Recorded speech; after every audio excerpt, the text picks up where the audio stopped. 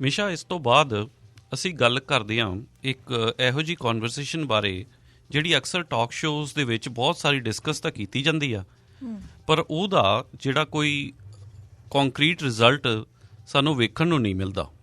ਹਾਂਜੀ, ਦਰਅਸਲ ਹੋਇਆ ਕੀ ਹੈ ਕਿ ਇਸ ਵੀਕਐਂਡ 'ਤੇ ਇੱਕ ਕਮਿਊਨਿਟੀ ਮੈਂਬਰ ਨੇ ਆਪਣਾ ਕੁਛ ਜਿਹੜਾ ਇੱਕ ਟਾਕ ਸ਼ੋ ਹੋਸਟ ਦੇ ਨਾਲ ਜੋ ਉਹਨਾਂ ਦਾ ਤਜਰਬਾ ਸੀਗਾ ਉਸ ਬਾਰੇ ਉਹਨਾਂ ਨੇ ਆਪਦੀ ਰਾਏ ਜਿਹੜੀ ਹੈ ਟਵਿੱਟਰ 'ਤੇ ਸਾਂਝੀ ਕੀਤੀ ਸੀ। ਅੱਛਾ ਜੀ।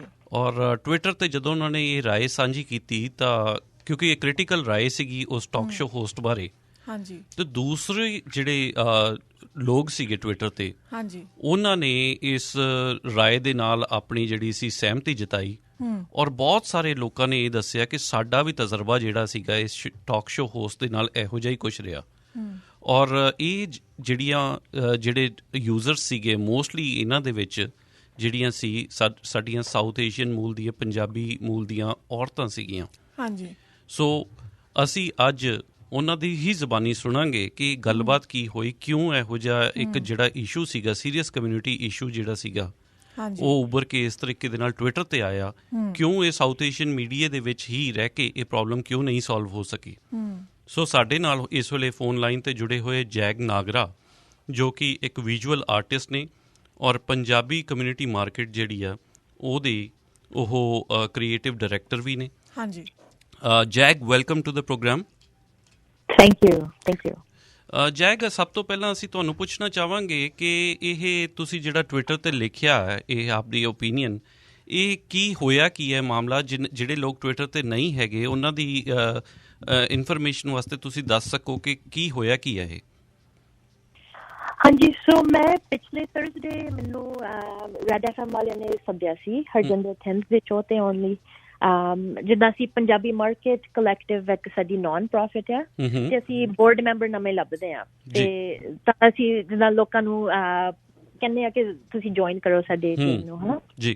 ਤੇ ਉਹਨਾਂ ਨੇ ਸੱਦਿਆ ਸੀ ਪ੍ਰੋਗਰਾਮ ਤੇ ਜਦੋਂ ਮੈਂ ਹੋਲਡ ਤੇ ਸੀ ਔਨ ਏਅਰ ਆਉਣ ਤੋਂ ਪਹਿਲਾਂ, ਹਰਜਿੰਦਰ ਥਿੰਦ ਨੇ ਏਦਾਂ ਕਿਹਾ ਕਿ ਸਰੀ ਦੇ ਵਿੱਚ ਬਹੁਤ ਲੇਡੀਜ਼ ਆ ਜਿਹੜੀਆਂ ਜਿੱਦਾਂ ਬੱਚੇ ਪੈਦਾ ਕਰਕੇ ਉੱਥੇ ਹੋਸਪਿਟਲ ਦੇ ਵਿੱਚ ਅਡੋਪਸ਼ਨ ਲਈ ਛੱਡੀ ਜਾਂਦੀਆਂ, ਤੇ ਕਾਹਤੇ ਛੱਡਦੀਆਂ, ਤੇ ਏਦਾਂ ਕਿਹਾ ਕਿ ਜੇ ਕੋਈ ਡਾਕਟਰ ਆ ਜਾਂ ਨਰਸਾਂ ਹੋਸਪਿਟਲ ਚੋਂ ਰੇਡੀਓ ਪ੍ਰੋਗਰਾਮ ਨੂੰ ਫੋਨ ਕਰਨ ਤੇ ਦੱਸਣ ਕਿ ਕੌਣ ਆ ਲੇਡੀਜ਼। ਸੋ ਉਹਨਾਂ ਨੂੰ ਆਈਡੈਂਟੀਫਾਈ ਕਰਨ ਨੂੰ ਕਿ ਇਹ ਕੌਣ ਲੇਡੀਜ਼ ਨੇ ਜਿਨ੍ਹਾਂ ਨੇ ਇਹ ਬੱਚੇ ਜੰਮ ਕੇ ਉੱਥੇ ਛੱਡ ਦਿੰਦੀਆਂ, ਉਹਨਾਂ ਨੇ ਇਹ ਕਾਲ ਆਊਟ ਕੀਤਾ ਕਿ ਤੁਸੀਂ ਸਾਨੂੰ ਦੱਸੋ। ਹਾਂਜੀ, ਕਿ ਫੋਨ ਕਰਨ ਲੋਕੀ ਜਿੱਦਾਂ ਡਾਕਟਰ ਉੱਥੋਂ ਹੋਸਪਿਟਲ ਤੋਂ, ਤੇ ਉਹਨਾਂ ਦੇ ਜਿੱਦਾਂ ਆਈਡੈਂਟਿਟੀ ਡਾਕਟਰਾਂ ਦੀ, ਨਰਸਾਂ ਦੀ ਜਿੱਦਾਂ ਸੀਕ੍ਰੇਟ ਰੱਖੂਗੇ, ਏਦਾਂ ਨਹੀਂ ਉਹਨਾਂ ਨੂੰ, ਜਿੱਦਾਂ ਉਹਨਾਂ ਦੀ ਡਾਕਟਰ ਦੀ ਆਈਡੈਂਟਿਟੀ ਸੇਫ ਰਹੂਗੀ, ਪਰ ਲੇਡੀਜ਼ ਜਿੱਦਾਂ ਦੱਸਣ ਕਿ ਕੌਣ ਆ ਲੇਡੀਜ਼ ਜਿਹੜੀਆਂ ਜੀ। ਤੇ ਮੈਨੂੰ ਚੰਗਾ ਨਹੀਂ ਲੱਗਿਆ ਉਦੋਂ, ਮੈਂ ਕੁਛ ਉਦੋਂ ਕਿਹਾ ਨਹੀਂ, ਕਿ ਮੈਨੂੰ ਜਿੱਦਾਂ ਸ਼ੌਕ ਜਿਹੇ ਦੇ ਵਿੱਚ ਚਲ ਗਈ ਕਿ ਹੁਣ ਮੈਂ ਬੋਲਾਂ ਕਿ ਜਿੱਦਾਂ ਪਤਾ ਨਹੀਂ ਲੱਗਿਆ ਜੀ। ਤੇ ਮੈਂ ਬਾਅਦ ਵਿੱਚ ਪ੍ਰੋਗਰਾਮ ਤੋਂ ਬਾਅਦ ਜਿੱਦਾਂ ਫਰੈਂਡਾਂ ਨੂੰ ਵੀ ਦੱਸਿਆ ਕਿ ਏਦਾਂ ਹੋਈ। ਫਿਰ ਮੈਂ ਦੂਜੇ ਦਿਨ ਜਿੱਦਾਂ ਸਾਰਾ ਦਿਨ ਸੋਚਦੀ ਰਹੀ, ਫਿਰ ਦੂਜੇ ਦਿਨ ਮੈਂ ਈਮੇਲ ਭੇਜੀ ਹਰਜਿੰਦਰ ਥਿੰਦ ਨੂੰ ਕਿ ਗਲਤ ਕਾਹਤੇ ਸੀ ਏਦਾਂ ਗੱਲ ਕਰਨੀ। ਤੇ ਮੈਂ ਜਾ ਕੇ ਟਵਿੱਟਰ ਤੇ ਵੀ ਲਿਖਿਆ, ਲੋਕਾਂ ਨੂੰ ਦੱਸਿਆ ਕਿ ਕੀ ਹੋਇਆ। ਤੇ ਜਿੱਦਾਂ ਹਮੇਸ਼ਾ ਲੇਡੀਜ਼ ਨੂੰ ਹੀ ਬਲੇਮ ਮਿਲਦੀ ਆ ਜੀ, ਜਿੱਦਾਂ ਬੰਦਿਆਂ ਦਾ ਨਹੀਂ ਕੋਈ ਰੋਲ, ਜਦੋਂ ਬੱਚੇ ਪੈਦਾ ਹੁੰਦੇ ਆ ਬੰਦੇ ਨਹੀਂ ਬੱਚਿਆਂ ਨੂੰ ਜਿੱਦਾਂ ਪਿਆਰ ਕਰ ਸਕਦੇ ਜਾਂ ਉਹਨਾਂ ਦਾ ਖਿਆਲ ਰੱਖ ਸਕਦੇ, ਲੇਡੀਜ਼ ਨੂੰ ਹੀ ਕਾਹਤੇ ਬਲੇਮ ਹਮੇਸ਼ਾ ਮਿਲਦੀ ਆ। ਫਿਰ ਇੰਨੇ ਮੈਨੂੰ ਜ਼ਿਆਦਾ ਮੈਸੇਜ ਟਵਿੱਟਰ ਤੇ ਆਏ, ਫਿਰ ਮੈਂ ਇੰਸਟਾਗ੍ਰਾਮ ਤੇ ਵੀ ਪੋਸਟ ਕੀਤਾ, ਇੰਨੇ ਜਿੱਦਾਂ ਹੁਣ 2100 ਲੋਕਾਂ ਨੇ ਉਹ ਪੋਸਟ ਸ਼ੇਅਰ ਕੀਤਾ ਇੰਸਟਾਗ੍ਰਾਮ ਤੇ। ਇੰਨੇ ਮੈਨੂੰ ਪ੍ਰਾਈਵੇਟ ਮੈਸੇਜ ਆਉਂਦੇ ਆ ਕਿ ਜਿੱਦਾਂ ਜਿਹੜੇ ਇੰਪਲੋਈ ਪਹਿਲਾਂ ਦੇ ਉੱਥੇ ਕੰਮ ਕਰਦੇ ਸੀ, ਕਿੱਦਾਂ ਉਹਨਾਂ ਨੂੰ ਟਰੀਟ ਕੀਤਾ, ਕਿੱਦਾਂ ਲੇਡੀਜ਼ ਨੂੰ ਥੱਲੇ ਲਾਉਂਦੇ ਆ। ਤੁਹਾਡਾ ਕਹਿਣ ਦਾ ਮਤਲਬ ਵੀ ਰੈਡ ਐਫਐਮ ਤੇ ਜਿਹੜੇ ਕੰਮ ਕਰਦੇ ਸੀ ਇੰਪਲੋਈਜ਼? ਹਾਂਜੀ, ਤਾਂ ਏਦਾਂ ਵੀ ਨਹੀਂ ਕਿ ਸਿਰਫ ਰੈਡ ਐਫਐਮ ਤੇ ਆ, ਆਈ ਥਿੰਕ ਜਿੱਦਾਂ ਸਾਰੀ ਜਿੱਦਾਂ ਸਾਊਥ ਏਸ਼ੀਅਨ ਮੀਡੀਆ ਜਿਹੜੀ ਆ ਏਦਾਂ ਦੀ ਪ੍ਰੋਬਲਮ ਹੁੰਦੀ ਆ ਥਾਵਾਂ ਤੇ, ਕਿ ਬੰਦਿਆਂ ਨੂੰ ਜ਼ਿਆਦਾ ਉੱਚਾ ਕਰਦੇ ਆ, ਬੰਦਿਆਂ ਨੂੰ ਪੇ ਜ਼ਿਆਦਾ ਮਿਲਦੀ ਆ, ਲੇਡੀਜ਼ ਦਾ ਕੋਈ ਵੈਲਿਊ ਹੈ ਨਹੀਂ। Right, so I think discussion ਤਾਂ ਪਹਿਲਾਂ ਸ਼ੁਰੂ ਹੋਈ ਸੀ ਕਿ ਅਡੋਪਸ਼ਨ ਹੁੰਦੇ ਆ, ਤੇ ਹੁਣ ਜਿੱਦਾਂ ਬਹੁਤ ਵੱਡੀ ਗੱਲ ਜਿੱਦਾਂ ਆਪਾਂ ਹੁਣ ਕਰਨ ਲੱਗ ਪਏ, ਡਿਸਕਸ਼ਨ ਕਰਨ ਲੱਗ ਪਏ।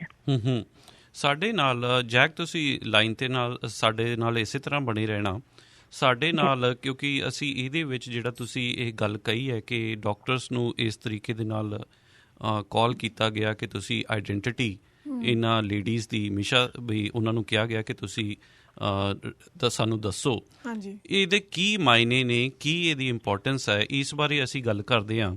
ਸਾਡੇ ਨਾਲ ਇਸ ਵੇਲੇ ਲਾਈਨ 'ਤੇ ਬਣੇ ਹੋਏ ਆ ਡਾਕਟਰ ਨਵਦੀਪ ਗਰੇਵਾਲ ਜੋ ਕਿ UBC ਦੇ ਵਿੱਚ ਕਲੀਨਿਕਲ ਪ੍ਰੋਫੈਸਰ ਨੇ। ਔਰ doctor Grewal, welcome to the program. Hello, Sat Sri ਅਕਾਲ ਜੀ ਸਾਰਿਆਂ ਨੂੰ। ਸਤਿ ਸ਼੍ਰੀ ਅਕਾਲ।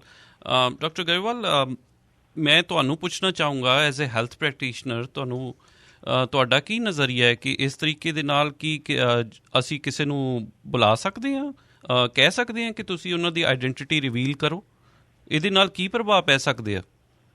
ਹਾਂਜੀ, ਬਿਲਕੁਲ ਨਹੀਂ ਤੁਸੀਂ ਕਹਿ ਸਕਦੇ। ਕਿਸੇ ਦੀ ਆਈਡੈਂਟੀਟੀ ਤੁਸੀਂ ਦੇ ਨਹੀਂ ਸਕਦੇ ਹੈਗੇ ਪਬਲਿਕ ਦੇ ਵਿੱਚ, ਕਿਉਂਕਿ ਇਹ ਪੇਸ਼ੈਂਟ ਡਾਕਟਰ ਦੀ ਕੌਨਫੀਡੈਂਸ਼ੀਅਲਿਟੀ ਦੀ ਬਾਰੇ ਦੀ ਗੱਲ ਹੈਗੀ ਆ।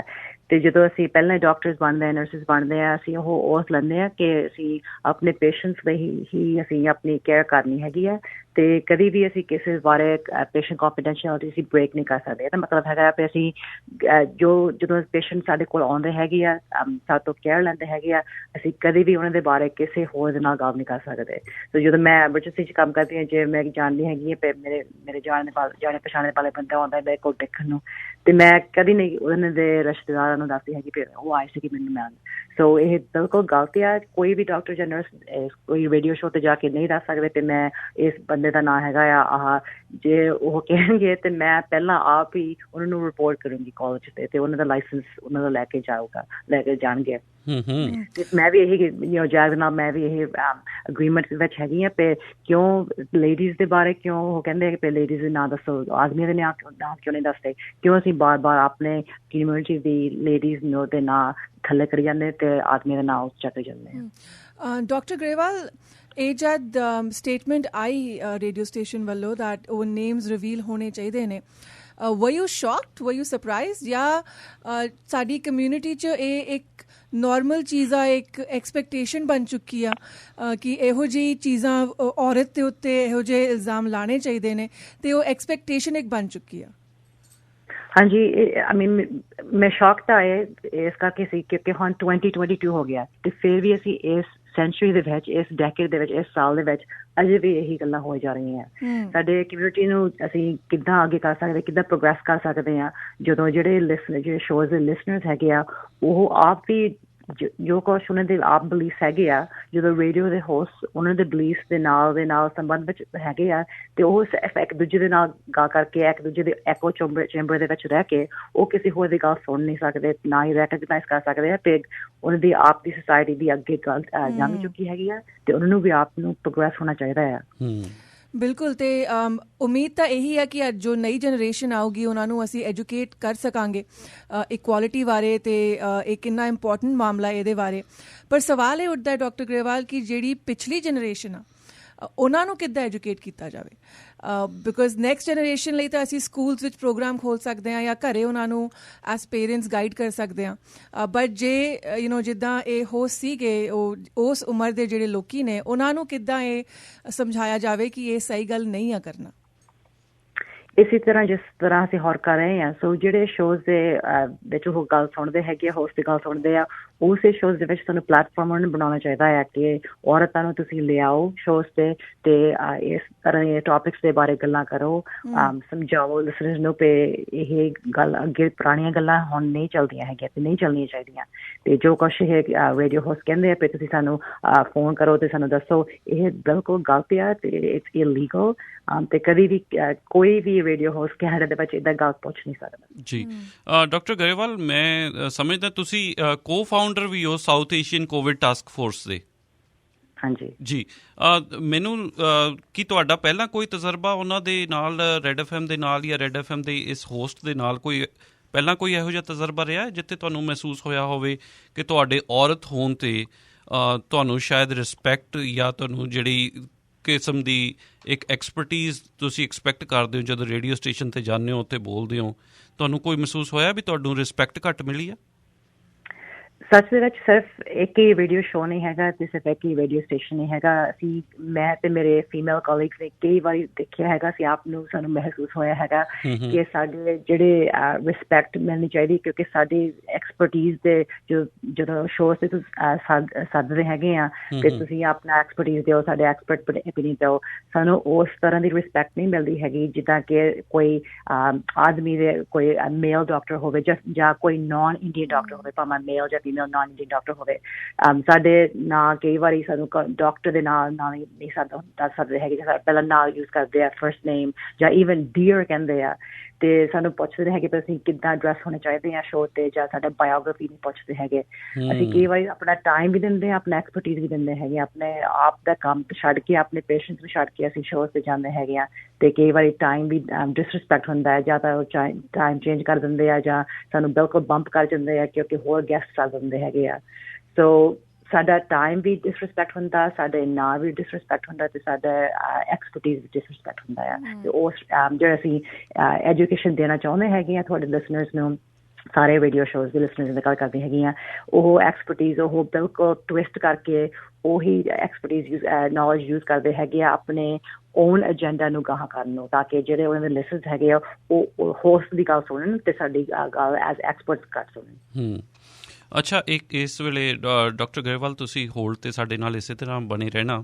ਇੱਕ ਇਸ ਕਨਵਰਸੇਸ਼ਨ ਦੇ ਵਿੱਚ ਇੱਕ ਹੋਰ ਆਵਾਜ਼ ਐਡ ਕਰਦੇ ਹਾਂ। ਸਾਡੇ ਨਾਲ ਸਤਵਿੰਦਰ ਬੈਂਸ ਜੀ ਜੁੜੇ ਹੋਏ ਆ, ਜਿਹੜੇ ਕਿ ਐਸੋਸੀਏਟ ਪ੍ਰੋਫੈਸਰ ਨੇ ਯੂਨੀਵਰਸਿਟੀ ਆਫ ਫਰੇਜ਼ਰ ਵੈਲੀ, ਔਰ ਉਹ ਮੀਡੀਆ ਦੇ ਨਾਲ, ਜੇ ਮੈਂ ਗਲਤ ਨਹੀਂ ਤਾਂ ਮੀਡੀਆ ਦੇ ਨਾਲ ਵੀ ਉਹਨਾਂ ਦੀ ਜਿਹੜੀ ਫੀਲਡ ਆਫ ਐਕਸਪਰਟੀਜ਼ ਆ ਉਹ ਜੁੜੀ ਹੋਈ ਆ। ਸਤਵਿੰਦਰ ਬੈਂਸ ਜੀ, ਤੁਹਾਡਾ ਸਵਾਗਤ ਹੈ ਪ੍ਰੋਗਰਾਮ ਦੇ ਵਿੱਚ। ਥੈਂਕ ਯੂ ਜੀ।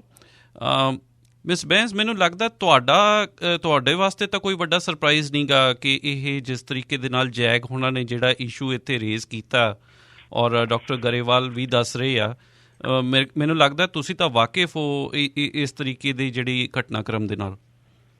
ਹਾਂਜੀ, ਬੜਾ ਸਾਨੂੰ ਦੁੱਖ ਲੱਗਦਾ ਹੈ ਗੱਲ ਕਹਿਣ ਲਈ ਕਿ ਅਸੀਂ ਇਸ ਚੀਜ਼ ਨਾਲ ਵਾਕਿਫ ਹਾਂ ਅਤੇ ਇੰਨੇ ਲੰਬੇ ਟਾਈਮ, ਇੰਨੀ ਲੰਬੀ ਦੌਰ ਤੋਂ ਵਾਕਿਫ ਹਾਂ ਕਿ ਵਾਇਲ ਚੇਂਜਿਸ ਤਾਂ ਆ ਰਹੀਆਂ, ਜਿੱਦਾਂ ਤੁਹਾਡੇ ਗੈਸਟ ਨੇ ਉਹਨਾਂ ਨੇ ਵੀ ਕਿਹਾ ਕਿ ਚੇਂਜਿਸ ਤਾਂ ਤਬਦੀਲੀ ਆਉਂਦੀ ਰਹਿੰਦੀ ਹੈ ਸੋਸਾਇਟੀ ਦੇ ਵਿੱਚ, ਅਤੇ ਚੇਂਜਿਸ ਆ ਵੀ ਰਹੀਆਂ। ਅਸੀਂ ਤੁਹਾਡੇ ਨਾਲ ਗੱਲ ਕਰ ਰਹੇ ਹਾਂ, ਇਹ ਵੀ ਕੋਈ ਚੇਂਜ ਹੈ, ਬਟ ਜਿਹੜਾ ਕਿ ਕਹਿਣਾ ਕਿ ਇਟਸ ਰੀਅਲੀ ਡੈਮਿੰਗ ਕਿ ਅਸੀਂ ਕਹਿ ਸਕਦੇ ਹਾਂ ਕਿ ਇਹ ਗੱਲ ਚੱਲੀ ਜਾ ਰਹੀ ਹੈ, ਕਿ ਇਹ ਬਦਲ ਨਹੀਂ ਰਹੀ। ਅਤੇ ਇੰਨੀ ਇਨਫੋਰਮੇਸ਼ਨ ਨੌਲੇਜ ਹੈਗੀ ਸਾਡੇ ਕੋਲ, ਜਰਨਲਿਸਟ ਕੋਲ ਹੈਗੀ, ਸੁਸਾਇਟੀ ਵਿੱਚ ਹੈਗੀ, ਯੂਨੀਵਰਸਿਟੀ ਵਿੱਚ ਹੈਗੀ, ਸਕੂਲਾਂ ਵਿੱਚ ਹੈਗੀ, ਬਟ ਅਸੀਂ ਫਿਰ ਵੀ ਉੱਥੇ ਹੀ ਖੜ੍ਹੇ ਹਾਂ। ਕਈ ਵਾਰੀ ਤਾਂ ਲੱਗਦਾ ਕਿ ਅਸੀਂ ਕਿੰਨਾ ਤੁਰ ਲਏ ਹਾਂ, ਇੰਨੇ ਮਿਲੀਅਨਸ ਆਫ ਮਾਈਲਸ ਅਸੀਂ ਟਰੈਵਲ ਕਰ ਚੁੱਕੇ ਹਾਂ, ਪਰ ਅਸੀਂ ਖੜ੍ਹੇ ਉੱਥੇ ਹੀ ਹਾਂ ਜਿੱਥੇ ਪਹਿਲਾਂ ਖੜ੍ਹੇ ਹਾਂ। ਸੋ ਇਟਸ ਕੁਆਇਟ ਡੈਮਿੰਗ ਕਿ ਅਸੀਂ ਕਹਿ ਸਕੀਏ ਕਿ ਹਾਲੇ ਇਹ ਗੱਲ ਅੱਜ ਤੱਕ ਵੀ ਚੱਲੀ ਜਾ ਰਹੀ ਹੈ।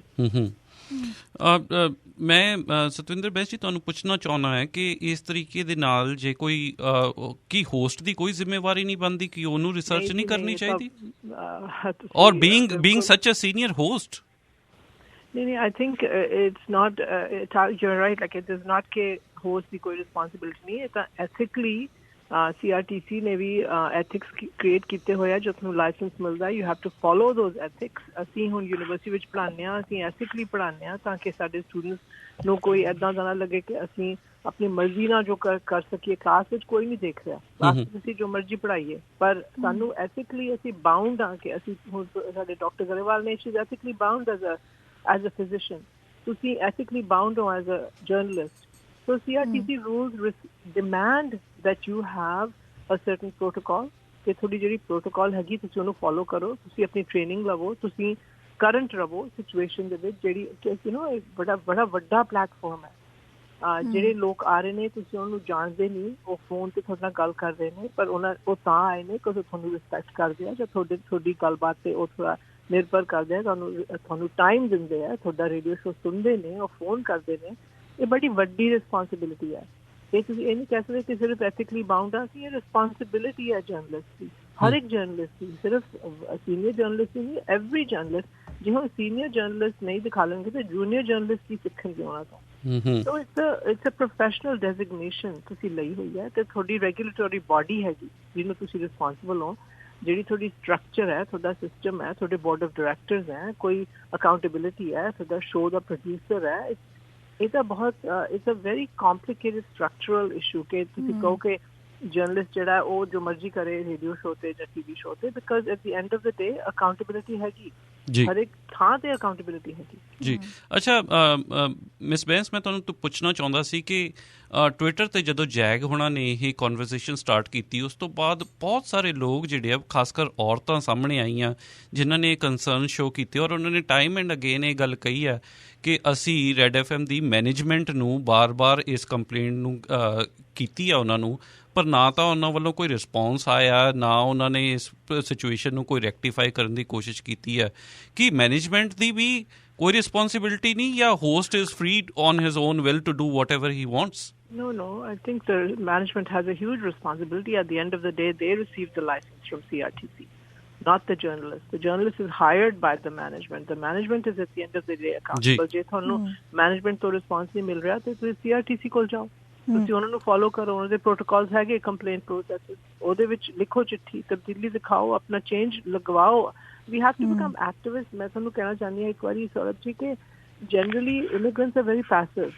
ਜਦੋਂ ਦੂਜੀ ਕੰਟਰੀ ਵਿੱਚ ਆਉਂਦੇ ਆ ਤੇ ਉਹ ਸੋਚਦੇ ਆ ਅਸੀਂ ਬੜੇ ਚੰਗੇ ਥਾਂ ਤੇ ਆ ਗਏ ਹਾਂ, ਸਾਨੂੰ ਸਭ ਕੁਝ ਮਿਲ ਰਿਹਾ, ਅਸੀਂ ਚੁੱਪ ਕਰਕੇ ਐਕਸੈਪਟ ਕਰੀ ਜਾਈਏ। ਤੇ ਸੋਸਾਇਟੀ ਵੀ ਡਿਮਾਂਡ ਕਰਦੀ ਹੈ, ਐਕਚੁਅਲੀ ਸੋਸਾਇਟੀ ਵੀ ਕਹਿੰਦੀ ਤੁਸੀਂ ਮਾਡਲ ਮਾਈਨੋਰਿਟੀ ਬਣ ਕੇ ਬੈਠੋ, ਸਾਨੂੰ ਨਾ ਬਹੁਤਾ ਤੰਗ ਕਰੋ, ਅਸੀਂ ਤੁਹਾਡੇ ਲਈ ਕਰ ਰਹੇ ਹਾਂ, ਜੋ ਕੁਛ ਕਰ ਰਹੇ ਹਾਂ ਅਸੀਂ ਕਰਾਂਗੇ ਤੁਹਾਡੇ ਲਈ। ਪਰ ਹੁਣ ਜਿਹੜੀ ਟਵਿੱਟਰ ਤੇ ਜਿਹਨਾਂ ਨੇ ਰਿਸਪੌਂਸ ਕੀਤੀ ਤੇ Canadian born, these kids like Jag are born here in Canada. ਉਹਨਾਂ ਦੀ responsibility to be a Canadian, to know the Canadian rules, to respond to Canadian law. So ਇਹ ਬੜਾ ਚੇਂਜ ਆ ਰਹੀ ਹੈ, ਬੜਾ ਵੱਡਾ ਕੋਹੋਰਟ ਹੈ ਸੈਕੰਡ ਜਨਰੇਸ਼ਨ ਚਿਲਡਰਨ ਜਿਹੜੇ ਇੱਥੇ ਜੰਮੇ ਪਲੇ ਨੇ, ਇਹ ਬੜਾ ਵੱਡਾ ਕੋਹੋਰਟ ਹੈ। ਇਹਨਾਂ ਕੋਲ ਤਾਂ ਰੂਲਸ ਐਂਡ ਰਿਸਪੌਂਸਿਬਿਲਿਟੀ ਸਮਝਾਉਣ ਦੀ ਲੋੜ ਨਹੀਂ, ਇਹਨਾਂ ਨੂੰ ਪਤਾ ਹੈ ਕੈਨੇਡੀਅਨ ਰੂਲਸ ਕਿਹੜੇ ਨੇ। ਇਹਨਾਂ ਦੇ ਵਿੱਚ ਬੜੀ ਉਤਸ਼ਾਹ, ਇਹਨਾਂ ਦੇ ਵਿੱਚ ਬੜੀ ਸਟਰੈਂਥ ਹੈ, ਪ੍ਰਾਈਡ ਹੈ ਕਿ ਅਸੀਂ ਇੰਡੀਅਨ ਕੈਨੇਡੀਅਨਸ ਆ, but at the same time we are Canadians. So ਇਹਨਾਂ ਵਿੱਚ ਜਿਹੜਾ ਇਹ ਮੈਨੇਜਮੈਂਟ ਜਾਂ ਸੀਨੀਅਰ CRT ਤੱਕ ਪਹੁੰਚ ਸਕਦੇ, ਇਹਨਾਂ ਵਿੱਚ ਬਹੁਤ ਵੱਡੀ ਸ਼ਕਤੀ ਹੈ ਜੀ।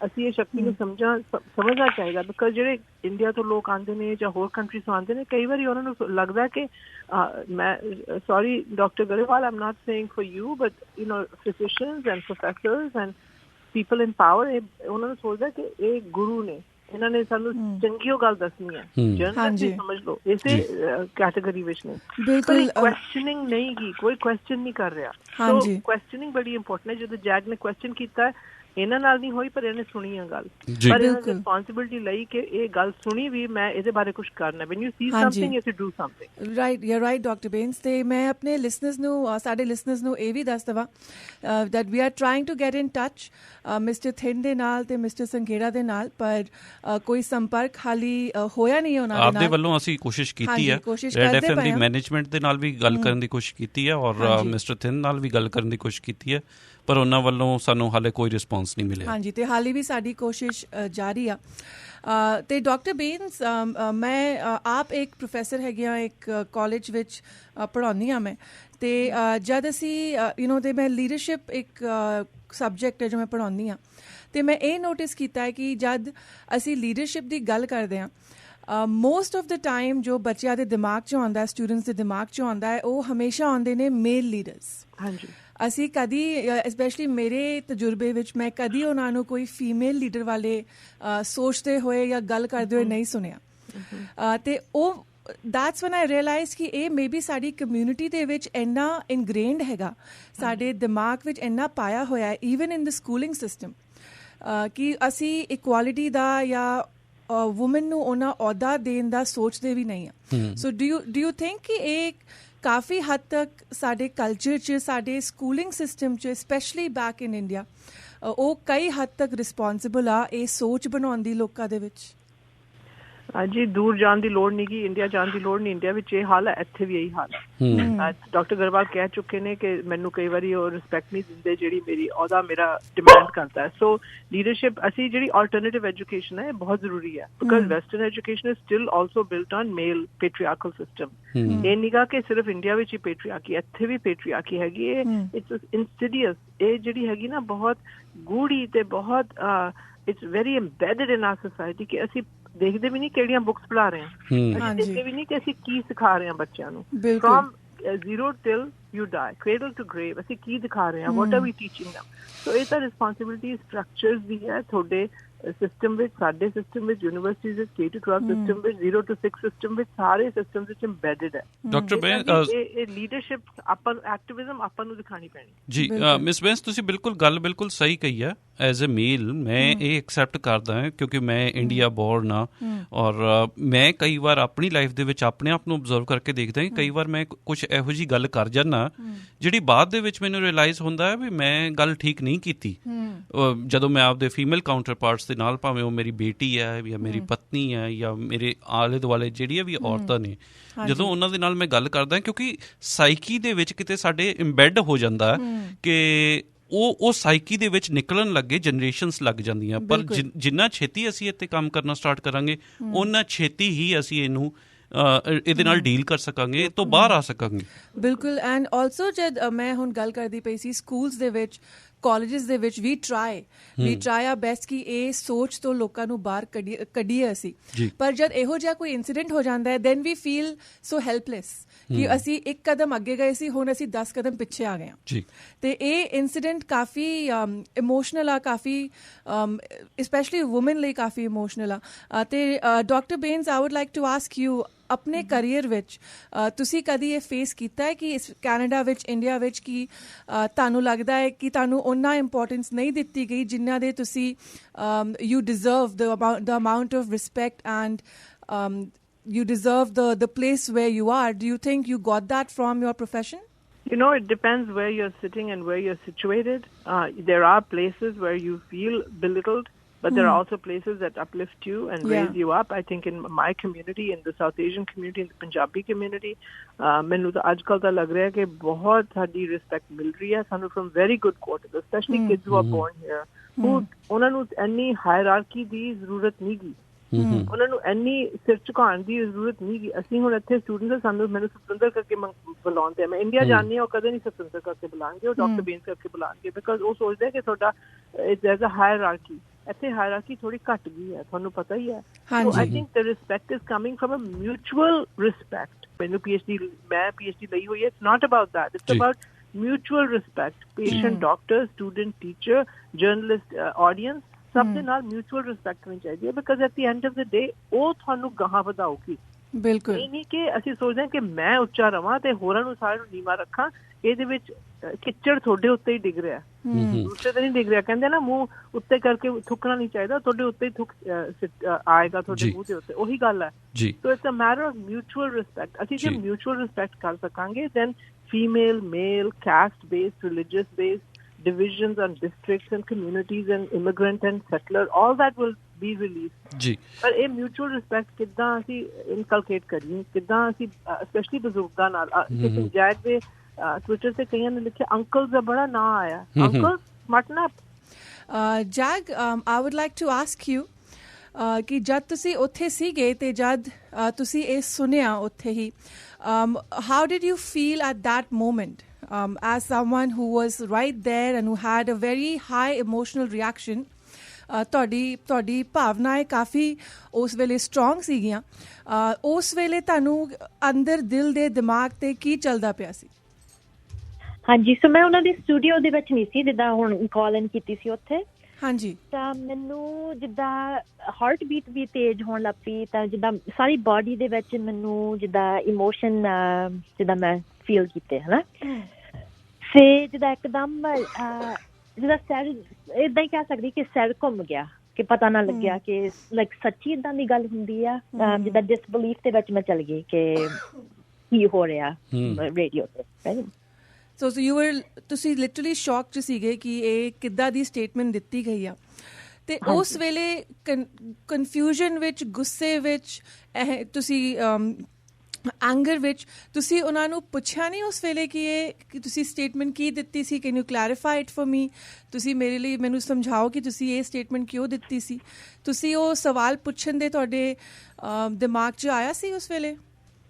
ਮੈਂ ਸੋਚਦੀ ਸੀ ਕਿ ਹੁਣ ਮੈਂ ਕੁਛ ਕਹਾਂ ਕਿ ਥੋੜਾ ਸੋਚ ਕੇ ਕੁਛ ਕਹਾਂ, ਕਰਕੇ ਮੇਰੀ ਕਈ ਵਾਰੀ ਹੈਬਿਟ ਆ ਕਿ ਮੈਂ ਡੈਡ ਵੀ ਏਦਾਂ ਕਰਦੇ ਕਿ ਇੱਕਦਮ ਜਿੱਦਾਂ ਥੋੜਾ ਗੁੱਸਾ ਲੈ ਕੇ ਫਿਰ ਅਸੀਂ ਜ਼ਿਆਦਾ ਬੋਲ ਦਿੰਦੇ, ਪ੍ਰੋਪਰਲੀ ਸੋਚਦੇ ਨਹੀਂ ਕਿ ਇਫੈਕਟਿਵ ਗੱਲ ਕਿੱਦਾਂ ਹੁੰਦੀ ਆ, ਰਾਈਟ। ਤੇ ਕਈ ਵਾਰੀ ਇਹ ਵੀ ਹੁੰਦਾ ਹੈ ਜੈਕ, ਕਈ ਵਾਰੀ ਕਿ ਜਦ ਇਹੋ ਜਿਹਾ ਹਾਦਸਾ ਹੁੰਦਾ ਹੈ ਵੀ ਗੈਟ ਕਨਫਿਊਜ਼ ਕਿ ਅਸੀਂ ਆਪਣੇ ਆਪ 'ਤੇ ਡਾਊਟ ਕਰਨ ਲੱਗ ਪੈਂਦੇ ਹਾਂ ਕਿ ਅਸੀਂ ਸਹੀ ਸੁਣਿਆ ਵੀ ਜਾਂ ਅਸੀਂ ਸਹੀ ਵੇਖਿਆ ਵੀ ਕਿ ਇਜ਼ ਇਟ ਟਰੂ ਕਿ ਇਹ ਸੱਚੀ 'ਚ ਹੋ ਰਿਹਾ ਹੈ। ਸੋ ਤੁਸੀਂ ਵੀ ਉਸ ਆਈ ਥਿੰਕ ਉਸ ਮੂਡ 'ਚੋਂ ਗੁਜ਼ਰੇ ਸੀਗੇ।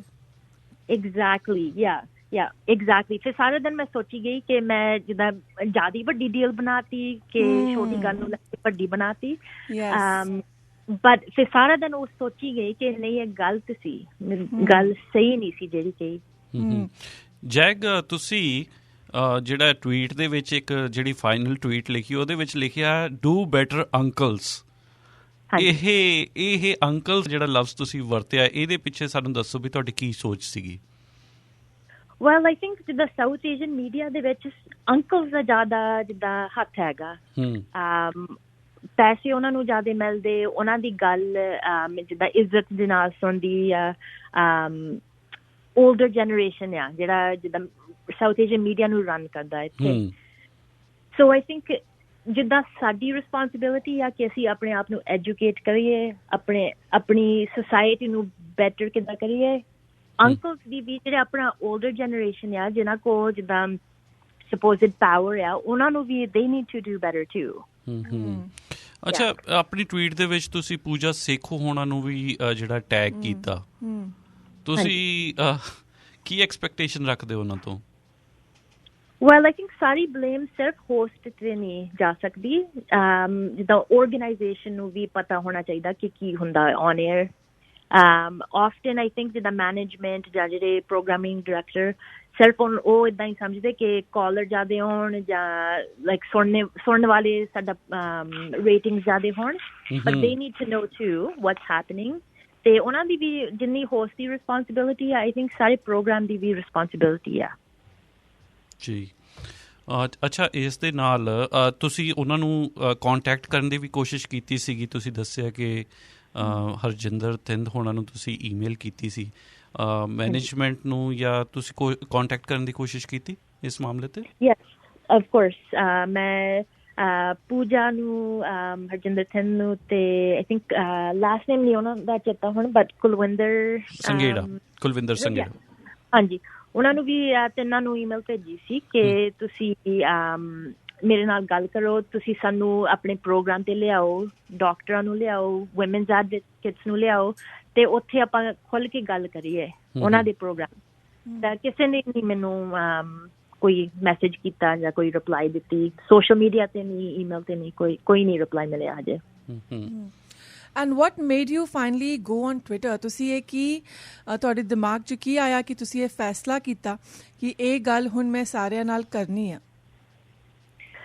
ਆਈ ਥਿੰਕ ਸਾਰਿਆਂ ਤੋਂ ਵੱਡੀ ਗੱਲ ਸੀ ਕਿ ਮੇਰੇ ਦਿਮਾਗ ਤੋਂ ਨਹੀਂ ਨਿਕਲੀ ਗੱਲ, ਰਾਈਟ। ਤਾਂ ਜਿੱਦਾਂ ਹੁਣ ਆਪਾਂ ਕਹਿੰਦੇ ਸੀ ਕਿ if you see something say something, ਤਾਂ ਆਈ ਥਿੰਕ ਜਦੋਂ ਮੈਂ ਛੋਟੀ ਸੀ ਜਾਂ ਇੱਦਾਂ ਵੀ ਸਮਝੋ ਜਿੱਦਾਂ 5-10 ਸਾਲ ਪਹਿਲਾਂ, ਮੈਂ ਆਪਣੇ ਆਪ ਨੂੰ ਸਟਰੋਂਗ ਨਹੀਂ ਸਮਝਦੀ ਸੀ। ਤਾਂ ਜੇ ਮੈਂ ਇੱਦਾਂ ਦਾ ਕੁਛ ਸੁਣ ਲੈਣਾ ਸੀ, ਮੈਂ ਕਦੇ ਨਹੀਂ ਬੋਲਣਾ ਸੀ, ਰਾਈਟ। ਤਾਂ ਹੁਣ ਆਈ ਥਿੰਕ ਮੇਰੇ ਕੋਲ ਜਿੱਦਾਂ ਕੌਨਫੀਡੈਂਸ ਆ ਗਿਆ ਕਿ ਆਪਾਂ ਆਪਣੀ ਸੁਸਾਇਟੀ ਨੂੰ ਬੈਟਰ ਕਰਨਾ ਚਾਹੀਦਾ, ਆਪਾਂ ਸਿਟੀਜ਼ਨਾਂ ਨੂੰ ਪ੍ਰੋਟੈਕਟ ਕਰਨਾ ਚਾਹੀਦਾ, ਸਪੈਸ਼ਲੀ ਆਪਣੀ ਕਮਿਊਨਿਟੀਜ਼ ਦੇ ਵਿੱਚ। ਜੇ ਆਪਾਂ ਸਪੋਰਟ ਨਹੀਂ ਕਰ ਸਕਦੇ ਫਿਰ ਹੋਰ ਕਿਸੇ ਨੂੰ ਕਿੱਦਾਂ ਸਪੋਰਟ ਕਰੋਗੇ, ਰਾਈਟ। ਤਾਂ ਦੁਨੀਆ ਦੇ ਵਿੱਚ ਹੁਣ ਦੇਖੋ ਯੂਕਰੇਨ ਦੇ ਵਿੱਚ ਕੀ ਹੁੰਦਾ, ਲਾਈਕ ਐਵਰੀ ਕੰਟਰੀ ਦੇ ਵਿੱਚ ਕੀ ਹੁੰਦਾ, ਆਪਣੇ ਇੱਥੇ ਕੈਨੇਡਾ ਦੇ ਵਿੱਚ ਵੀ ਬਹੁਤ ਕੁਛ ਹੁੰਦਾ, ਪਰ ਆਪਾਂ ਫਿਰ ਆਪਣੀ ਕਮਿਊਨਿਟੀ ਨੂੰ ਤਾਂ ਐਟਲੀਸਟ ਸਪੋਰਟ ਕਰੀਏ। ਹਾਂਜੀ, ਤੇ ਇਹਦੇ ਨਾਲ ਹੀ ਸਿੱਖਦੇ ਨੇ ਲੋਕੀ ਜਦ ਇਹੋ ਜਿਹੀ ਟਾਕ ਸ਼ੋਜ਼ ਹੁੰਦੇ ਨੇ, ਗੱਲਬਾਤਾਂ ਹੁੰਦੀਆਂ ਨੇ।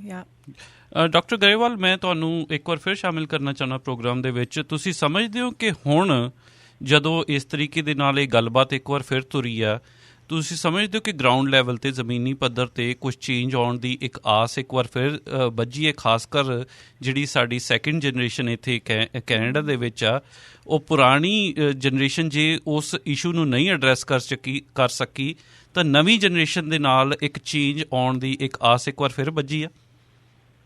ਹਾਂਜੀ ਬਿਲਕੁਲ, ਕਿਉਂਕਿ ਜਿਹੜੇ ਇਹ ਪਹਿਲਾਂ ਦੇ ਰੇਡੀਓ ਸ਼ੋ ਹੋਸਟ ਆ, ਇਹਨਾਂ ਦੀ ਉਮਰ ਵੀ ਵਧੀ ਜਾਂਦੀ ਆ, ਇਹ ਇਵੈਂਚੁਅਲੀ ਆਫ ਏਅਰ ਚਲਾ ਜਾਣਾ ਆ, ਤੇ ਉਹਨਾਂ ਦੇ ਰਿਪਲੇਸਮੈਂਟਸ ਗਾਹਾਂ ਦੇ ਜਨਰੇਸ਼ਨਸ ਦੇ ਜਿਹੜੇ ਐਜੂਕੇਟਿਡ ਹੈਗੇ ਆ ਮੀਡੀਆ ਬ੍ਰੌਡਕਾਸਟਿੰਗ ਦੇ ਐਜੂਕੇਟਿਡ ਹੈਗੇ ਆ ਉਹ ਆਉਣਗੇ ਉਹਨਾਂ ਦੇ ਥਾਂ ਤੇ।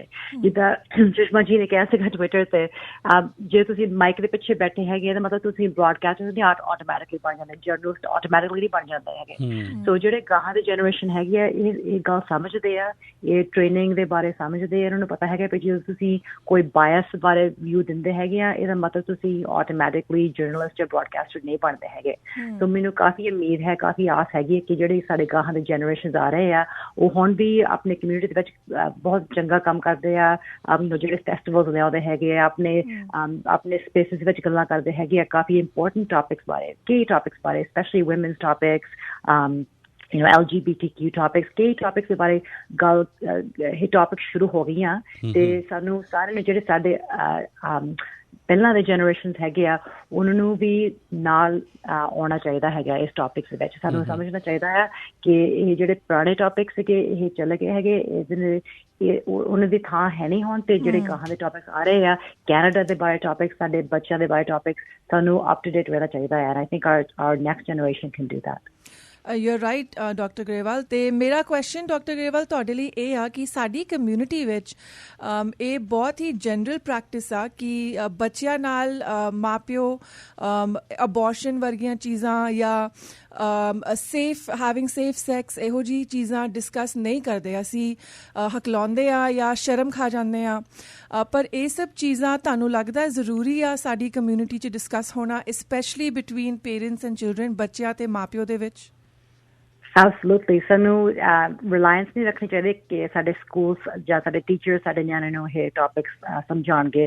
ਸਾਨੂੰ ਆਪ ਨੂੰ ਵੀ ਇਹ ਕਨਵਰਸੇਸ਼ਨਸ ਕਰਨੀਆਂ ਚਾਹੀਦੀਆਂ ਤਾਂ ਕਿ ਸਾਡੇ ਬੱਚੇ ਨਹੀਂ ਡਰਦੇ ਸਾਡੇ ਨਾਲ ਗੱਲ ਕਰਨ ਤੋਂ ਤੇ ਸਾਡੇ ਤੋਂ ਕੋਈ ਚੀਜ਼ ਹਾਈਡ ਨਹੀਂ ਕਰਦੇ। ਸੋ ਜੇ if they are having sex ਜਾਂ ਪ੍ਰੈਗਨੈਂਟ ਹੋ ਜਾਏ ਤੇ ਉਹ ਡਰਦੇ ਨਹੀਂ ਹੈਗੇ ਕਿ ਮੈਂ ਹਾਂ ਕੀ ਕਹੂੰਗੀ ਮੈਂ ਆਪਣੇ ਮੰਮੀ ਡੈਡੀ ਨੂੰ, ਰਾਈਟ? ਸੋ ਇਹ two-way conversations ਦੇ ਨਾਲ ਹੀ ਅਸੀਂ ਆਪਣੇ children ਦੇ ਨਾਲ we can continue to have a good relationship with them ਤੇ ਨਾਲੇ ਉਹ comfortable feel ਕਰ ਸਕਦੇ ਪਏ ਉਹ ਸਾਨੂੰ trust ਕਰ ਸਕਦੇ ਆ ਤੇ ਉਹ ਕਿਤੇ ਹੋਰ ਜਾਣ ਦੀ ਲੋੜ ਨਹੀਂ ਹੈਗੀ ਉਹਨਾਂ ਨੂੰ ਇਨਫੋਰਮੇਸ਼ਨ ਲਈ। ਅੱਛਾ ਡਾਕਟਰ ਸਤਵਿੰਦਰ ਬੈਂਸ, ਸਭ ਤੋਂ ਪਹਿਲਾਂ ਤਾਂ ਮੈਂ ਆਪਣੇ ਆਪ ਨੂੰ ਕਰੈਕਟ ਕਰਾਂ ਇੱਥੇ। ਮੈਂ ਤੁਹਾਡੇ ਦੋਵਾਂ ਤੋਂ ਮਾਫੀ ਚਾਹੁੰਦਾ ਜੀ, ਡਾਕਟਰ ਨਵਦੀਪ ਗਰੇਵਾਲ ਅਤੇ ਡਾਕਟਰ ਸਤਵਿੰਦਰ ਬੈਂਸ। ਮੈਂ ਤੁਹਾਡੀ ਇੰਟਰੋਡਕਸ਼ਨ ਜਿਹੜੀ ਸੀਗੀ ਮੈਂ ਵੀ ਉਹੀ ਗਲਤੀ ਕੀਤੀ ਜਿਹੜੀ ਦੂਸਰੇ ਕਰਦੇ ਸੀਗੇ। ਮੈਂ ਤੁਹਾਡੀ ਇੰਟਰੋਡਕਸ਼ਨ ਇੱਕ ਵਾਰ ਫਿਰ ਕਰਾਵਾਂ। ਡਾਕਟਰ ਜਿਹੜੇ ਨਵਦੀਪ ਗਰੇਵਾਲ ਨੇ, she is a physician, Fraser Health, Vancouver, and she is co-founder South Asian COVID task force. ਅਤੇ ਡਾਕਟਰ ਸਤਵਿੰਦਰ ਬੈਂਸ ਇਹ ਵੀ ਡਾਕਟਰ ਨੇ, and she is associate professor at university of Fraser Valley, ਔਰ ਸਾਊਥ ਏਸ਼ੀਅਨ ਮੀਡੀਆ ਦੇ ਨਾਲ ਜਿਹੜੇ ਇਹਨਾਂ ਦੀ ਰਿਲੇਟਿਡ ਜਿਹੜਾ ਫੀਲਡ ਆਫ ਸਟੱਡੀ ਆ। ਡਾਕਟਰ ਬੈਂਸ, ਮੈਂ ਤੁਹਾਨੂੰ ਇਹ ਪੁੱਛਣਾ ਚਾਹੁੰਦਾ ਹੈ ਕਿ ਇਸ ਤਰੀਕੇ ਦੇ ਨਾਲ ਜੋ ਅਸੀਂ ਜੈਗ ਨੇ ਜਿਹੜਾ ਐਕਸਪੀਰੀਅੰਸ ਸ਼ੇਅਰ ਕੀਤਾ ਔਰ ਹੋਰ ਟਵਿੱਟਰ ਯੂਜ਼ਰਸ ਨੇ ਆਪਣਾ ਐਕਸਪੀਰੀਅੰਸ ਸ਼ੇਅਰ ਕੀਤਾ ਕਿ ਇਸ ਤਰੀਕੇ 'ਤੇ ਲਾਸਟ ਮੂਮੈਂਟ 'ਤੇ ਗੈਸਟ ਨੂੰ ਲਿਆ ਕੇ ਔਨ ਏਅਰ ਉਹਨੂੰ ਗੈਸ ਲਾਈਟ ਕਰ ਦੇਣਾ, ਉਹਦੀ ਜੜ੍ਹਾਂ ਵੱਢ ਦੇਣੀਆਂ, ਉਹਦੀ ਕ੍ਰੈਡੀਬਿਲਿਟੀ ਨੂੰ ਕੁਐਸਚਨ ਕਰਨਾ, ਕੀ ਹੋਸਟ ਦੀ ਇੰਟੈਂਸ਼ਨ ਕੀ ਹੋ ਸਕਦੀ ਹੈ ਇਹਦੇ ਪਿੱਛੇ? ਕੀ ਐਂਟਰਟੇਨਮੈਂਟ ਫੈਕਟਰ ਲਿਆ ਰਹੇ ਹੋ ਨਿਊਜ਼ ਦੇ ਵਿੱਚ?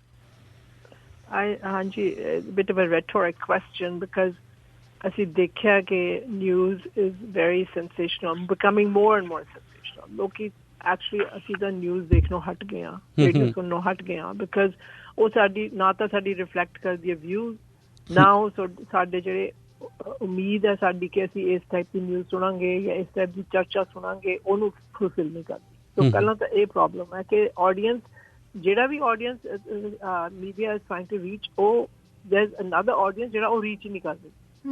ਸੋ ਜਿਹੜਾ ਇਹ sensational news, I don't know ਕਿ ਮੈਨੇਜਮੈਂਟ ਕਹਿ ਰਹੀ ਹੈ ਕਿ ਜਰਨਲਿਸਟ ਨੇ ਆਪਣੀ ਇਹ ਸਟਾਈਲ ਹੀ ਬਣਾ ਚੁੱਕੇ ਨੇ, ਬਿਕਾਜ਼ ਅਮਰੀਕਾ ਵਿੱਚ ਤੁਸੀਂ ਬਹੁਤ ਦੇਖਦੇ ਹੋ, ਕੈਨੇਡਾ ਵਿੱਚ ਤੁਸੀਂ ਬਹੁਤ ਦੇਖਦੇ ਹੋ, people are very drawn to that type of drama and theatre, whether it's in radio, TV।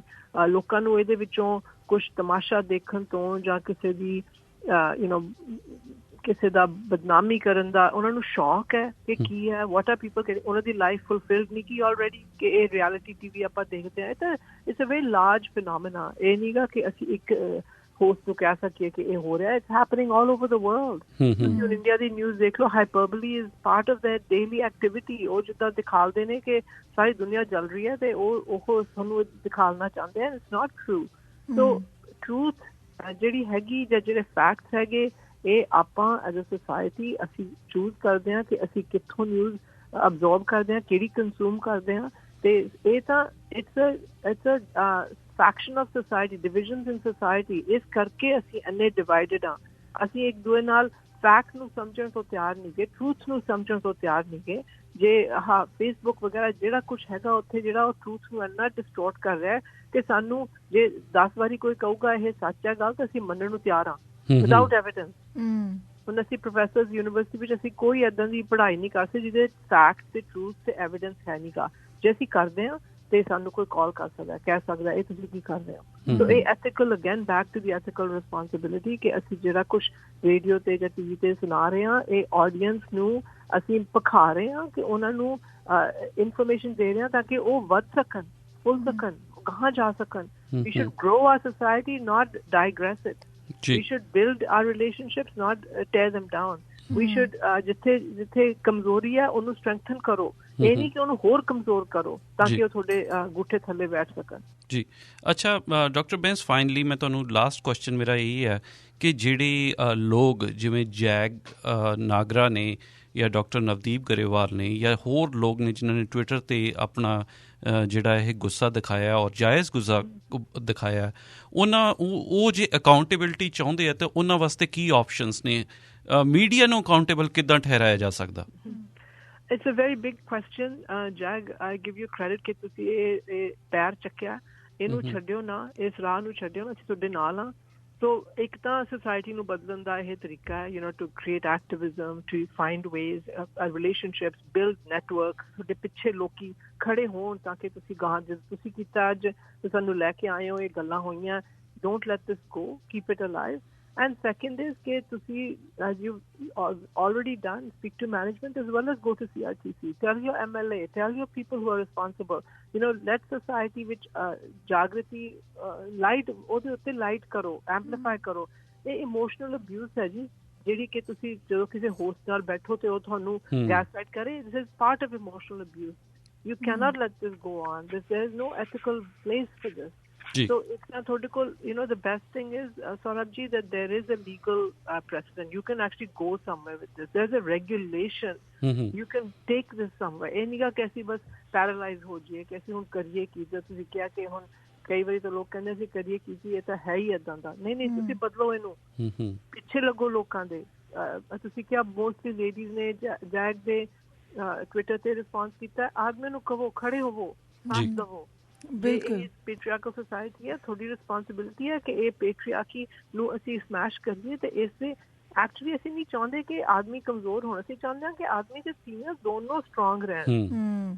ਇਹ ਕਿਸੇ ਨੂੰ ਥੱਲੇ ਨੂੰ ਨਹੀਂ ਲਿਆ ਰਹੇ। ਵੀ ਜਸਟ ਆਸਕਿੰਗ ਕਿ ਇਕੱਠੇ ਆਪਾਂ ਸਟਰੋਂਗਰ ਹਾਂ, ਇਕੱਲੇ ਆਪਾਂ ਇੰਨੇ ਸਟਰੋਂਗ ਨਹੀਂ ਗੇ। ਆਪਾਂ ਹੁਣ ਰੇਸਿਜ਼ਮ ਬਾਰੇ ਕਹਿੰਦੇ ਹਾਂ ਕਿ ਗੋਰੇ ਸਾਡੇ ਨਾਲ ਏਦਾਂ ਕਰਦੇ ਆ ਜਾਂ ਹੋਰ ਕਰਦੇ ਆ। ਅਸੀਂ ਕੀ ਕਹਿੰਦੇ ਹਾਂ? ਅਸੀਂ ਕਹਿੰਦੇ ਹਾਂ ਸਾਨੂੰ ਨਾਲ ਬਿਠਾਓ ਸਾਡੀ ਟੇਬਲ ਤੇ, ਅਸੀਂ ਵੀ ਬੈਠੀਏ ਤੁਹਾਡੇ ਨਾਲ, ਡਿਫਰੈਂਟ ਪਰਸਪੈਕਟਿਵ ਲੈ ਕੇ ਆਪਾਂ ਸਟਰੋਂਗਰ ਹੋਵਾਂਗੇ। ਇਸ ਕਰਕੇ ਸਾਨੂੰ ਤਾਂ ਆਪਾਂ ਕਹਿਣ ਜੋਗੇ ਹੈਗੇ, ਪਰ ਆਪਾਂ ਆਪਣੇ ਵਿੱਚ ਨਹੀਂ ਝਾਤੀ ਮਾਰਦੇ ਜੀ। ਸੋ ਤੁਸੀਂ 2-3 ਕੰਮ ਨੇ। We need to keep this alive on the media. We need to get behind JAG and find ways to keep this alive and well.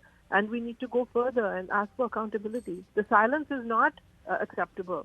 Silence, just to be quiet and say nothing, is also being culpable to the problem. ਜੀ doctor Bains, doctor Navdeep Grewal ਤੇ ਜੈਗ ਨਾਗਰਾ ਜੀ, ਅਸੀਂ ਤੁਹਾਨੂੰ assure ਕਰਦੇ ਹਾਂ ਕਿ ਸਾਡਾ ਜਿਹੜਾ ਪਲੇਟਫਾਰਮ ਹੈ ਸ਼ੇਰੇ ਪੰਜਾਬ ਰੇਡੀਓ AM 600 ਵੱਲੋਂ, ਅਸੀਂ ਆਪਦੇ ਵੱਲੋਂ ਪੂਰੇ ਐਫਰਟਸ ਕਰਦੇ ਰਹਾਂਗੇ ਹਮੇਸ਼ਾ ਕਿ ਜਿੱਥੇ ਵੀ ਅਸੀਂ ਵਿਮਨ ਰਾਈਟਸ ਦੀ ਗੱਲ ਕਰ ਸਕੀਏ, ਜਿੰਨੀ ਵੀ ਉਹਨਾਂ ਨੂੰ ਸਪੋਰਟ ਕਰ ਸਕੀਏ ਆਪਣੇ ਪਲੇਟਫਾਰਮ 'ਤੇ, ਉਹਨਾਂ ਨੂੰ ਅਸੀਂ ਪੂਰਾ ਸਪੋਰਟ ਕਰਾਂਗੇ। ਔਰ ਇਸ ਦੇ ਨਾਲ ਹੀ ਮੈਂ ਤੁਹਾਨੂੰ ਦੱਸ ਦੇਵਾਂ ਕਿ ਸਾਡੇ ਵੱਲੋਂ ਜਿਹੜੇ ਸਾਡੇ ਹੋਸਟ ਨੇ ਨਵਜੋਤ ਢਿੱਲੋਂ, ਉਹਨਾਂ ਦੇ ਉਹਨਾਂ ਦੇ ਪ੍ਰੋਗਰਾਮ ਦੇ ਵਿੱਚ ਹਰ ਬੁੱਧਵਾਰ ਨੂੰ ਇੱਕ ਸੈਗਮੈਂਟ ਹੁੰਦਾ, ਵੰਡਰਫੁਲ ਵਿਮਨਸ ਸੈਗਮੈਂਟ, ਜਿਹਦੇ ਵਿੱਚ 100 ਤੋਂ ਜ਼ਿਆਦਾ ਔਰਤਾਂ ਦੇ ਇੰਟਰਵਿਊਜ਼ ਅਸੀਂ ਕਰ ਚੁੱਕੇ ਹਾਂ। ਔਰ ਕੋਸ਼ਿਸ਼ ਵੀ ਹੈ ਸਾਡੀ ਕਿ ਔਰਤਾਂ ਨੂੰ ਪਲੇਟਫਾਰਮ ਪ੍ਰੋਵਾਈਡ ਕੀਤਾ ਜਾਵੇ ਤਾਂ ਕਿ ਉਹ ਆਪਦੀ ਗੱਲ ਖੁੱਲ੍ਹ ਕੇ ਕਹਿ ਸਕਣ, ਉਹਨਾਂ ਨੂੰ ਕੋਈ ਡਰ ਨਾ ਹੋਵੇ ਕਿਸੇ ਹੋਸਟ ਦਾ ਡਰ ਨਾ ਹੋਵੇ, ਕਿਸੇ ਹੋਸਟ ਦੇ ਨਾਲ ਇੰਟੀਮੀਡੇਟਡ ਨਾ ਉਹ ਫੀਲ ਕਰਨ, ਔਰ ਇਹ ਗੱਲਬਾਤ ਜਿਹੜੀ ਹੈ ਖੁੱਲ੍ਹੇ ਤੌਰ 'ਤੇ ਅੱਗੇ ਹੋ ਸਕੇ, ਖੁੱਲ੍ਹੇ ਵਿਚਾਰ ਜਿਹੜੇ ਆ ਉਹ ਇੱਕ ਦੂਜੇ ਨਾਲ ਐਕਸਚੇਂਜ ਕਰ ਸਕਣ। ਹਾਂਜੀ ਬਿਲਕੁਲ। ਐਂਡ ਤੁਸੀਂ ਮੈਨੂੰ ਕਹਿੰਦੇ ਪਏ ਸੀ ਸੁਰਾਬ ਸਵੇਰੇ ਕਿ ਸਮਵਨ ਕੁਐਸਚਨਡ ਯੂ ਟਵਿੱਟਰ, ਜਾਂ ਕਿਸੇ ਨੇ ਟਵਿੱਟਰ ਤੇ ਪਾਇਆ ਸੀਗਾ ਕਿ ਮਾਰਨਿੰਗ ਸ਼ੋ ਤੇ ਫੀਮੇਲ ਕੋ ਹੋਸਟ ਕਿਉਂ ਨਹੀਂ ਹੁੰਦੇ, ਤੇ ਸ਼ੇਰੇ ਪੰਜਾਬ 'ਚ ਮਾਰਨਿੰਗ ਕੋ ਹੋਸਟ ਫੀਮੇਲ ਹੀ ਹੈਗੀ ਆ, and that is me. So I can say ਕਿ ਫੀਮੇਲ ਕੋ ਹੋਸਟ ਸਵੇਰੇ ਹੁੰਦੀਆਂ ਨੇ, ਘੱਟ ਹੁੰਦੀਆਂ ਨੇ, ਪਰ ਹੋਪਫੁਲੀ ਜ਼ਿਆਦਾ। ਅਸੀਂ ਸ਼ੁਰੂਆਤ ਕਰ ਦਿੱਤੀ ਹੈ, ਬਿਲਕੁਲ। ਸ਼ੇਰੇ ਪੰਜਾਬ ਰੇਡੀਓ AM 600 ਨੇ ਇਹ ਸ਼ੁਰੂਆਤ ਕਰ ਦਿੱਤੀ ਹੈ, ਜਿੱਥੇ ਹੁਣ ਮਾਰਨਿੰਗ ਹੋਸਟ ਦੀ ਸੀਟ ਦੇ ਉੱਤੇ ਹਮੇਸ਼ਾ ਜੀ ਬੈਠੇ ਹੋਏ ਆ। ਬਿਲਕੁਲ। ਤੇ Jag Nagra and doctor Satwinder Bains and doctor Grewal, thank you so much, ਤੁਸੀਂ ਸਾਡੇ ਨਾਲ ਜੁੜੇ। ਇਹ ਬਹੁਤ ਹੀ ਇੰਪੋਰਟੈਂਟ ਗੱਲ ਹੈ, ਸਾਨੂੰ ਰੇਸ ਕਰਨੀ ਪੈਂਦੀ ਹੈ, and I am very happy ਕਿ ਤੁਹਾਡੇ ਤਿੰਨਾਂ ਦੀ ਜਿਹੜੀ ਸੋਚ ਆ ਉਹ ਸਾਡੇ ਲਿਸਨਰਸ ਤਾਂ ਪਹੁੰਚੀ ਹੈਗੀ ਆ ਜੀ। ਔਰ ਇੱਕ ਵਾਰ ਫਿਰ ਡਾਕਟਰ ਬੇਨਸ, ਡਾਕਟਰ ਗਰੇਵਾਲ ਤੇ ਜੈਗ ਜੀ, ਤੁਹਾਡਾ ਬਹੁਤ ਬਹੁਤ ਧੰਨਵਾਦ ਕਿ ਤੁਸੀਂ ਮੂਹਰੇ ਆ ਕੇ, ਅੱਗੇ ਆ ਕੇ ਇਹ ਗੱਲਬਾਤ ਜਿਹੜੀ ਆ ਉਹ ਛੇੜੀ ਆ, ਔਰ ਹੋਪਫੁਲੀ ਹੁਣ ਆਪਾਂ ਇੱਕ ਪੋਜ਼ੀਟਿਵ ਚੇਂਜ ਜਿਹੜਾ ਸੋਸਾਇਟੀ ਦੇ ਵਿੱਚ ਲੈ ਕੇ ਆ ਸਕਾਂਗੇ। Thank you so much. Thank you ਜੀ। Thank you. Thank you.